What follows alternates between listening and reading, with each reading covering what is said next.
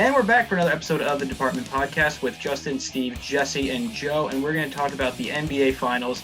And unfortunately for Clark, that Champions Heat banner is not updated in the background. It's staying with whatever the last year was, 14, 15, I don't even remember at this point. LeBron's been in the Finals for really long. But the 2012 one, too. Not even the most recent one. Whatever, but it's definitely not the 2020 one because the LA Lakers are the 2020 NBA champions. They came out of the bubble victorious. LeBron got his fourth ring with his third team, fourth NBA Finals with another third team. So initial takeaways from this series, it went a lot longer than I thought it was going to be. 6 games opposed to a sweep. Game 5 was a great statement win for the Heat. But at that point, to put it nicely, they blew their load in that game because they came out dull and just not lackadaisical, but you could tell they were spent emotionally and physically in Game 6. And they had to play constant catch-up, and they never could really come back. And that's how the Lakers basically won the series. Yeah. I don't have much to say. They tried their best. LeBron is the greatest basketball player of all time. He brought 3 different organizations a championship. Leading an organization to a championship. It's like making you he's the greatest. It's simple as that. He's the greatest of all time. You can debate it, I guess, but if you guys want to, I'm fine with debating that. I don't know if you guys are on my side or not with that, but I think he's the greatest. His team around him is just phenomenal as well. Like his players stepped up. Like before the series even started, people are saying it's just him and Anthony Davis. No, it's not. He has a team around him that he helps succeed. The players, that's the difference with him and other like players though. Like the players don't help him succeed. He helps those other players succeed, which proves to me why he's that good. But yeah, he tried. LeBron turns role players into starters, and mediocre starters he can turn into all-star level players, as we've seen with Larry Hughes and Mo Williams, just to name a few. But the thing that makes LeBron so great is that look at Game 5 and see how Jimmy Butler went toe-to-toe with him the whole time, and Butler got the game on him. And then the next time they played, LeBron dropped another 36 points and was just as good as he was in Game 5. Meanwhile, Butler was exhausted, rightfully so. Yeah. But LeBron gave you everything Butler did in Game 5 and then did it again in Game 6, while also being a couple months removed from turning 36 years old. It's crazy.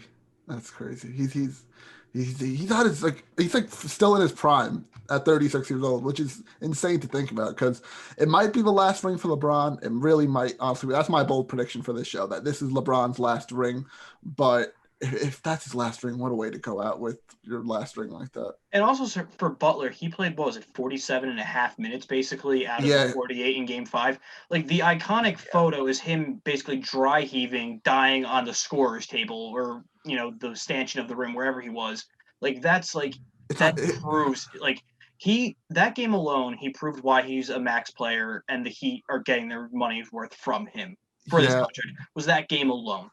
I know Justin and I were not talking on the podcast about this. We were talking maybe on the phone about this or something, but about that photo of Jimmy bending over and exhausted and all that stuff. It's very iconic to a lot of old Jordan photos where Jordan with the flu game and all that stuff. And it would have been a lot more iconic, that photo, if they would have won the finals, but it still shows how Jimmy put this team on his back and the amount of work that he put into this team and how exhausting it is being in this bubble this whole time. It just sums up the whole NBA bubble as a whole, that picture to me. Yeah. Every move that the Lakers did, it worked. They went all in for an NBA Finals. They mortgaged the future. They made a lot of shakeups in the front office. They basically pulled out every single stop to make sure that this roster was a championship level roster. And to the Lakers' credit, they did have to deal with a lot of adversity. This was the season that was for Kobe. It is very difficult to have to play through that. And it is a testament to them that they still kind of kept up the Mamba mentality throughout everything else that was going on. And on top of that, they lost one of the most important players, Avery Bradley, throughout the entire playoff run. They did it without him. So in that regard, all respect to the Lakers. Also, Frank Vogel can coach. Frank Vogel out-coached Eric Spoelstra in the NBA Finals. Very shocking to hear that, because Spoelstra was getting all the love in the world, deservedly so, against Boston, but he did not coach the best series. It seemed like Vogel in the third, fourth quarter of games always made the right moves, always did the right. And I mean, starting Caruso in Game 6 was the final cherry on the cake. So, of course, the Lakers go out with Anthony Davis playing center. Shout out to Jesse Norman. But on the flip side, and here we come, LeBron James has won his 4th ring. We are going to hear about how he's the greatest. And again, he 1A, 1B, him, Michael Jordan, they both are very flawed characters. The problem with this run, obviously, he had the 5-month break. I mean, we all know that. 2 years in the off. last 2 years, in the last few years, since 2015, there have been 5 players that the media has tried to anoint, either rightfully so or not, as better than LeBron James. Right now, the latest is they're saying that Anthony Davis is the best player on the Lakers. Well, that he's on his own team. So Giannis Antetokounmpo got bounced out early. Not his fault, but still. Kawhi Leonard, they said, was better than LeBron James. Did get to play him. Steph Curry, injured. Kevin Durant, injured. LeBron was far and away the best player that he opposed. I mean, out of these opponents, he was far and away the best player. He steamrolled right through everybody. It was easy. It was. Oh my God. You're sounding Easy. a lot like Skip Bayless right now. Stop. Oh my Skip God. Bayless is one of the We're most not brilliant doing minds this. in sports media. Skip Bayless is an idiot. We're not doing this. We're not saying that the Lakers' road to the playoffs was easy. It's not the Lakers' fault the Clippers decided to blow a 3-1 lead to the Nuggets. The Clippers lost that series. I'm so sorry LeBron couldn't go to the Clippers and help them win. Like, how is it a knock against LeBron that another team couldn't finish their job? That doesn't make any sense. It's not LeBron's behind that. I'm not blaming LeBron, but it's valid to say but that you're he hurting avoided his legacy by a team that didn't get there and wasn't good enough to get to the Western Conference Finals. I hate on LeBron because a team couldn't get there. Don't blame the schedule. What? You can't blame the schedule. Exactly. I would never. Maybe the Clippers Clippers should have tried through the whole series so they didn't, have to lose to the Nuggets in the second round. LeBron doesn't choose who he plays. He simply just played what was in front of him, and what was in front of him just was inferior. And he dominated it. It's just what happened. That's 5 seed in the finals. If the Clippers were good enough to make the Western Conference Finals, they would have made it, and they would have probably lost to the Lakers when they got there. So they just weren't good enough. They weren't good enough to make it. So we saw Pandemic P. It just wasn't good. So here's my question then. Looking at how the matchups fell and how certain teams played in the bubble, can the Lakers repeat if, barring next season, is as normal as it could be, depending on how the world is at that time? Absolutely. Definitely possible. Will they, though? They're still probably the best team in the West. The Clippers are going to get worse. They can say all they want about how it wasn't all this year and it's a long plan. A lot of those guys' contracts are up, so they're going to get worse. Denver might lose out on some of their pieces. They also can get better because they're pretty young. But out West, there's some question marks after LA. You look at the East is going to be better next year. But the West, it still would, I think, run through the Lakers. I don't think there's anybody that's going to make a big jump out of nowhere. Yeah, it's the Los Angeles show in general. It's Lakers and Clippers, if we're being completely honest with that. it's just between those two teams. Rockets can't get their stuff together. Nuggets are the only other one that I would throw in that conversation just because of their youth and their upside to them. But otherwise, it's the Los Angeles show and on the West. That's it. We're going to, of course, let the offseason play out. It's my belief, though, as it stands, and probably after everything's done, that the winner of the NBA Finals next year will be an Eastern Conference team. I think I think Miami's going to be right back in there. I think Toronto, depending on what they do this offseason, they have some decisions to make. And of course, I believe Brooklyn has the opportunity to be very much the cream of the crop in that conference. As far as the West goes, I mean, the Lakers have teams that could be difficult for them. Like Golden State could be tough for them. Dallas could be tough for them. But if it's going to go like it did this year, and LeBron and AD are going to click like that again, it should be, relatively easy for them to just get that number one seed. But do I see a team like a Dallas or a Denver continue to keep making these steps and eventually become, like, toward the end of the year, maybe push them to 6 or 7 games? Very possible. But of course, a lot of it has to do with the offseason.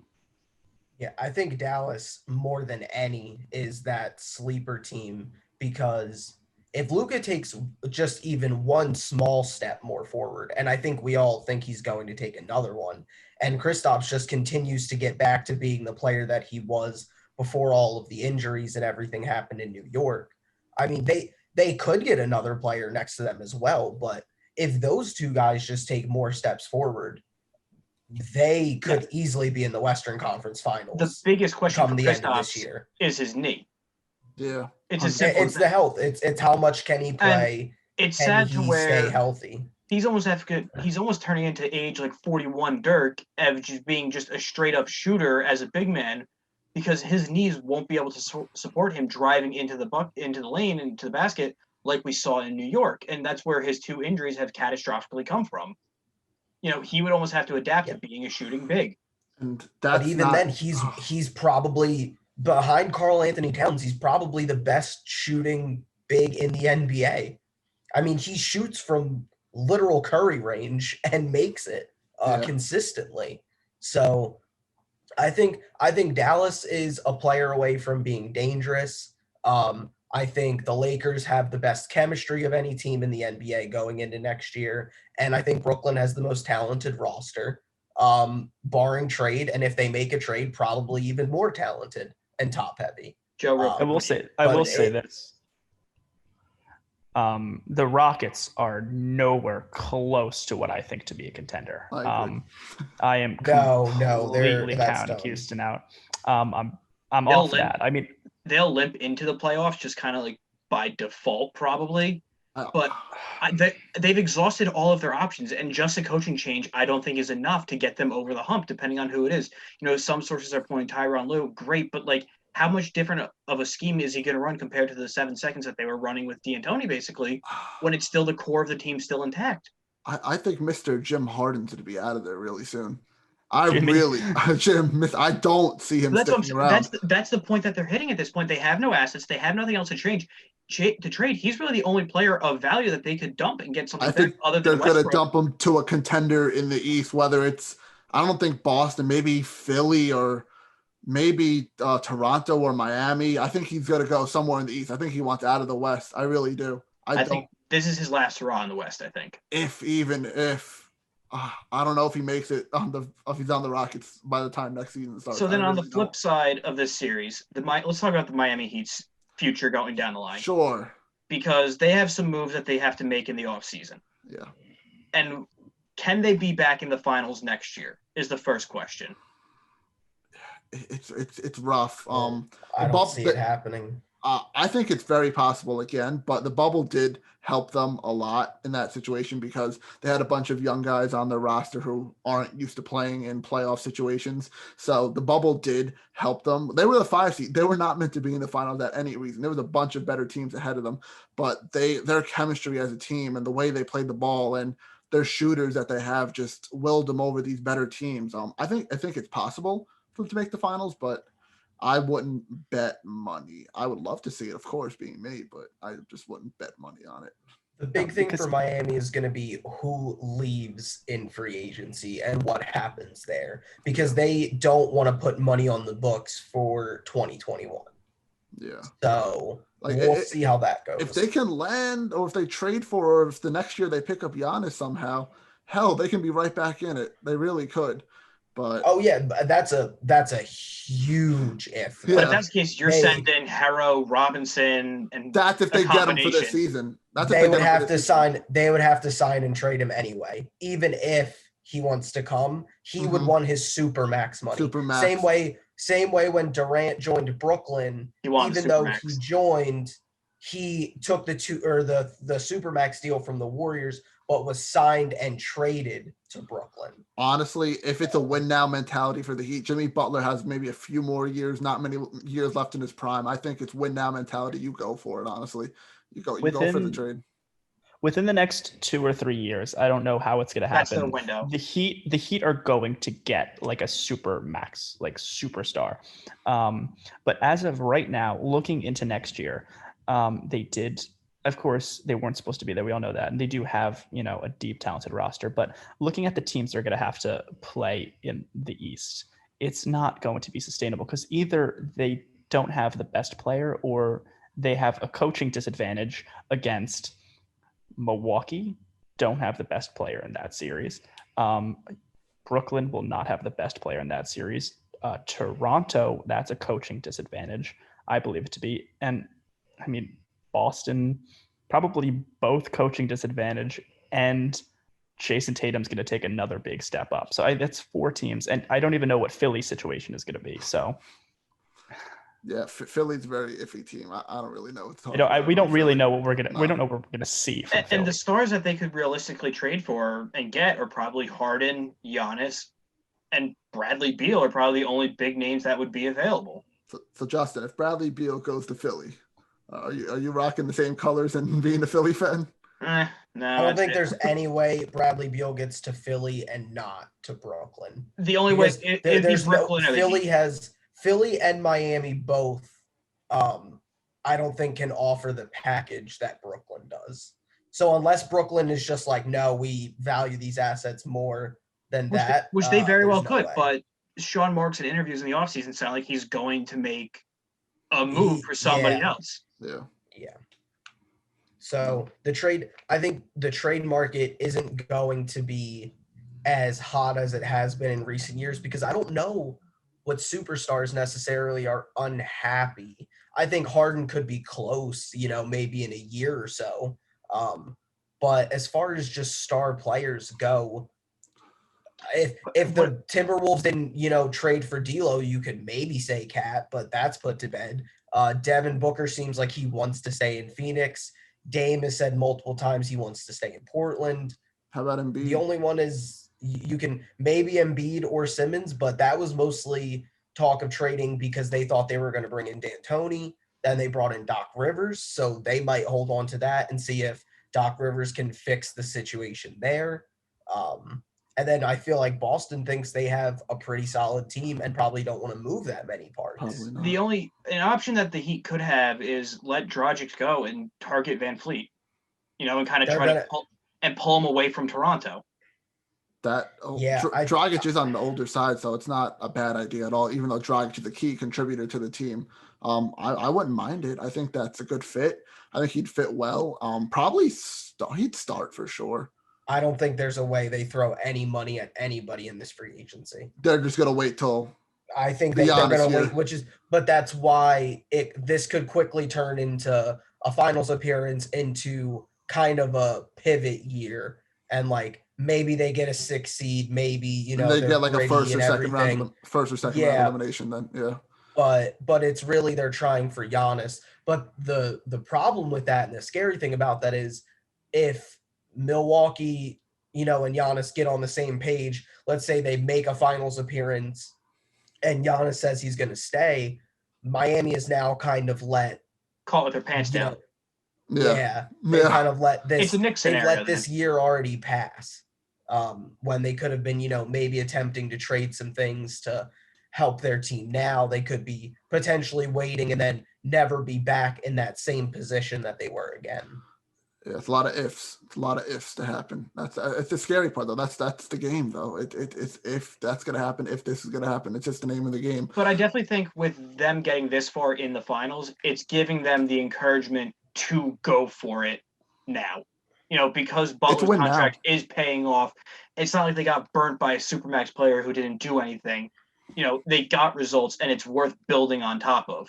Yeah, you got, like I said earlier in this podcast, it's win now with how old Jimmy is. Granted, he only has a couple more years left in his prime. It's a win now mentality. You got to put at least another side. They have a good team. It's not like they don't have a good team. They have talent on their roster. They just need that one other superstar that all these other great teams have to be able to get another ring. Well, and that's the problem. They were really the only team, in the bubble, when you think about it, that their superstar didn't have a significant running mate with for the playoffs. Yeah, because Bam's only 23 years old. We have to remember that too. Bam could be the next superstar in the league, but he's only 23 years old. He's very young. Bam's best game was Game 6, and he was fantastic. It didn't matter. They got blown out the whole game. It's because he played. He wasn't not making excuses here at all, but. He was the playing fact hurt. that he was playing hurt, and that it hurt the team more than it helped them when he was out on the floor. Like you saw the 2 games that they were out, they stayed in those games. They won one of them, and the other one they lost in a pretty close game. When Bam was on the court, though, he's missing shots, he's missing foul shots, he's making dumb passes. You can see the tension was more on his injury than the game, so it hurt them more. But if Bam gets healthy and it takes another step forward, just like Joe said Jason Tatum would, I don't know. It's a fun team. It's just a fun team to watch. It could be a lot of fun. Yeah, if you guys are Miami's front office, what young player are you saying absolutely not, we're not trading? Because you have Harrow, Adebayo, Nunn, and if you trade for somebody, you're going to need to include probably at least 2 of those. I think guys. Harrow's the untouchable. And if you're talking Giannis, you probably have to trade all 3. I think it's Harrow just because at center you can get similar production with a veteran center than that you're getting with Bam. He's very limited. He's kind of an older type of center where he doesn't really stretch the floor that much. None you could get a point guard similar results, but Harrow, it's either Harrow or Duncan, honestly. I think you keep Duncan no matter what, just because of his shooting ability. I like keeping Nunn because I feel like Nunn has a lot of potential that's still there. He showed a lot this season. Wasn't the Rookie of the Year? He was a candidate for Rookie of the Year, but I just think there's so much there that's left for Nunn that he could be a top guard in the league. I really do. But I guess I don't know. It's hard. It's really hard. They have a lot of good young guys. Hero's great too. It's just. But that's also great because you can trade those in for significant star players then. Exactly, which is going to help in the summer of Giannis a lot. Someone's going to go. They're all not going to stay. We can all agree on that right here, right now. They're all not going to stay. But if you want to get Giannis, they're all not going to stay. But the summer of Giannis is going to be interesting if he doesn't, decide to really stick it with Milwaukee. I think Bam has the most potential out of the 4 of them. I think he really can become a transcendent talent because I think we've only seen half of what he can do. He has potential to be like a perennial DPOY. But Tyler Hero also has sort of that like killer instinct, like something like a lot of Klay Thompson comparisons, which is very nice. I don't know, that's what people say. I don't even. I mean, he's not Klay Thompson defensively by any means. Yeah. No. I mean, it's hard to be a 2-guard. But I would be most okay probably with losing Nunn, because I think he's a great talent, but I think he's replaceable with what they do. Yeah, isn't that crazy though? How we all said like somebody different for that situation. Well, that just shows that they've been hitting on their draft picks and that they're panning out and they're growing and developing them, the way an organization to build a sustainable winner should. Exactly. It can go any other way. Like I like how we basically, for the most part, picked all different people that they should keep, and it just, like Justin just said, they're hitting on the draft pick, and it shows that they can draft and they can pick up undrafted free agents too. Duncan Robinson and Kendrick Nunn were not drafted by the league at all. Duncan Robinson played D3 ball before he went to Division I college, and Well, we know why they got none undrafted. Okay. We don't need to talk about down some steps. he did some stuff, but it's just picking up free agents, drafting well, and it shows in the long run. It really does. So, with that being said, any last closing thoughts on the NBA Finals, the Lakers, the Heat, and anything generally going into the NBA offseason? Because until something significant happens, we're probably not going to talk about the NBA too much, basically, as we barely talked about it anyway to begin with. Yeah. But any last closing thoughts before we wrap up? Congrats to the Lakers. They did it for Kobe. LeBron's the greatest player of all time.